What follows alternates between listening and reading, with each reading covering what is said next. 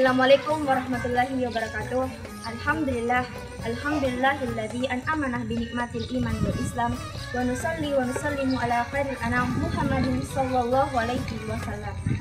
Teman-teman yarhamukallah, marilah kita panjatkan puji syukur kehadirat Allah Subhanahu wa taala yang telah memberikan kita karunia-Nya sehingga kita dapat bertemu dengan bulan Ramadan yang suci ini. Teman-teman, Rasulullah sallallahu alaihi wasallam bersabda, "Aku melihat seorang lelaki dari umatku sedang setengah-tengah kehausan. Lantas bulan Ramadan datang kepadanya dan memberikannya makan hingga ia kenyang." Hadis riwayat At-Tirmidzi, Ad-Daulani, dan At-Tabrani. Teman-teman, rumusan bulan Ramadan yang pertama adalah bulan Ramadan adalah bulan yang diberkahi oleh Allah Subhanahu wa taala. Rasulullah sallallahu alaihi wasallam bersabda, pada bulan Ramadan tiba, Allah membuka pintu-pintu surga, menutup pintu-pintu neraka, dan mengikat syaitan-syaitan. Yang kedua adalah bulan Ramadan adalah waktu yang sangat mustajab untuk berdoa. Perlu kita ketahui, berdoa merupakan salah satu ibadah kepada Allah Subhanahu wa taala. Rasulullah sallallahu alaihi wasallam bersabda, ada 3 perkara yang tidak tertolak doanya. Yang pertama adalah doa orang yang berpuasa.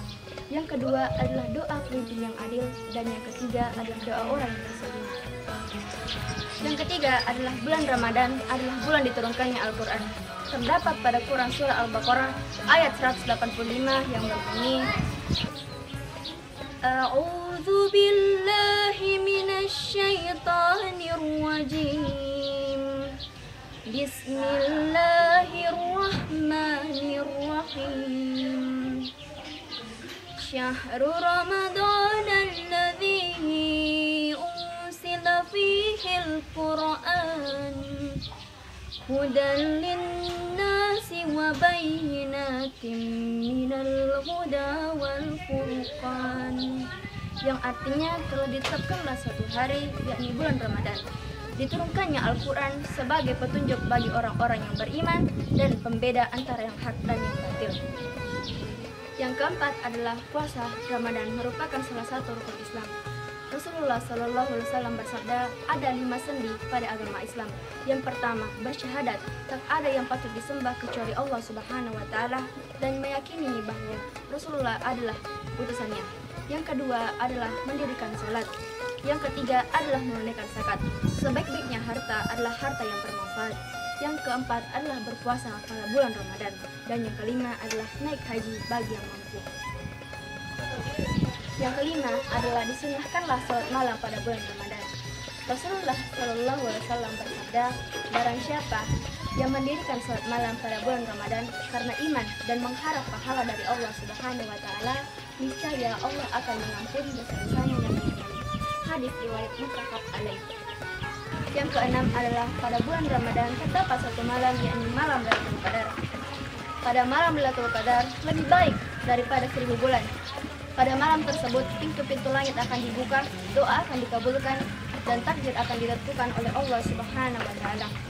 Rasulullah sallallahu alaihi wasallam bersabda, barang siapa yang melaksanakan sholat pada malam Lailatul Qadar karena iman dan mengharap pahala dari Allah Subhanahu wa taala, niscaya Allah akan mengampuni dosa-dosanya yang telah lalu.